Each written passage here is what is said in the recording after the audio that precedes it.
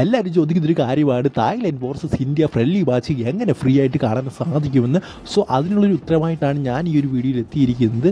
എന്തായാലും ഫാൻ കോഡൊന്നും അല്ല കേട്ടോ, ഫാൻ കോഡിൽ നിങ്ങൾ പൈസയൊക്കെ കൊടുത്ത് കാണേണ്ടതായിട്ട് വരും. സോ അങ്ങനെ കാണാതെ മറ്റൊരു രീതിയിൽ നിങ്ങൾക്ക് കാണാൻ സാധിക്കും. അതാണ് ഞാൻ ഈ ഒരു വീഡിയോയിലൂടെ പറയാൻ പോകുന്നത്.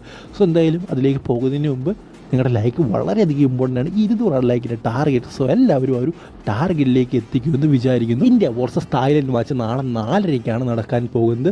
ഫാൻ കോഡിൽ നിങ്ങൾക്ക് പൈസ കൊടുത്ത് കാണാൻ സാധിക്കും.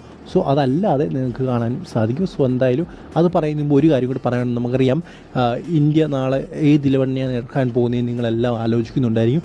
ബട്ട് നമ്മുടെ ഒരു അഭിപ്രായത്തിൽ ഒരു 11 നമുക്കിഷ്ടപ്പെട്ടൊരു 11, അതായത് എനിക്കിഷ്ടപ്പെട്ടൊരു 11 ഞാൻ പറയുകയാണ്. സോ എന്തായാലും ആ ഒരു 11 ഇങ്ങനെയാണ്. സെൻറ്റർ ബാക്കിൽ നമ്മുടെ മെഹത്താബ് സിംഗും അതുപോലെ തന്നെ സന്ദേശ് സിംഗിനും കളിക്കണം. ഫുൾ ബാക്കായിട്ട് രാഹുൽ ബെക്കിയും അഭിഷേക് തെഗ്ജോ. പിന്നെന്താ പറയുക, ഞാൻ പറയുന്ന ഫോർമേഷൻ എന്ന് പറയുന്നത് 4-2-3-1 ഫോർമേഷനാണ്. സോ ഹൃത്തിക് തിവാരി ഗോൾ കീപ്പറായിട്ട് വരും. അതുപോലെ തന്നെ അഭിഷേക് തെഗ്ജം രാഹുൽ ബെക്കെ ഫുൾ ബാക്കായിട്ട് വരും. മെഹത്താബ് സിംഗും സന്ദേശ് സിംഗിനും സെൻറ്റർ ബാക്ക് പൊസിഷനിൽ കളിക്കും. അതുപോലെ തന്നെ ഡിഫൻസീവ് മിഡ്ഫീൽഡിൽ എന്താ പറയുക, നമ്മുടെ അപ്പുയെയും അൻവർ അലിയും കളിച്ചാൽ വളരെ നല്ലതായിരിക്കും. അൻവർ അലിയെ ഞാൻ സെൻറ്റർ ബാക്കായിട്ട് കളിപ്പിക്കാതിരിക്കാനുള്ള കാരണം എന്ന് പറയുന്നത് അദ്ദേഹം നല്ല ബോൾ പ്ലേയിങ് പ്ലെയറാണ്. സോ അദ്ദേഹം ഡിഫൻസീവ് മിഡിലേക്ക് വന്നു കഴിഞ്ഞാൽ കുറച്ചുകൂടെ നല്ലതായിരിക്കും എന്നാണ് എൻ്റെ ഒരു പേഴ്സണൽ അഭിപ്രായം എന്ന് പറയുന്നത്. പിന്നെ 3 അറ്റാക്കിംഗ് മിഡ്ഫീൽഡേഴ്സ് അല്ലെങ്കിൽ വിങ്ങേഴ്സ് ഒക്കെ രീതിയിൽ കളിക്കാൻ പറ്റുന്ന താരങ്ങൾ എന്ന് പറയുന്നത് ലിസ്റ്റൻ, ചാങ്തെ, അതുപോലെ തന്നെ നോറ മഹേസിങ്ങിനെയാണ് ഞാൻ പറയുന്നത്.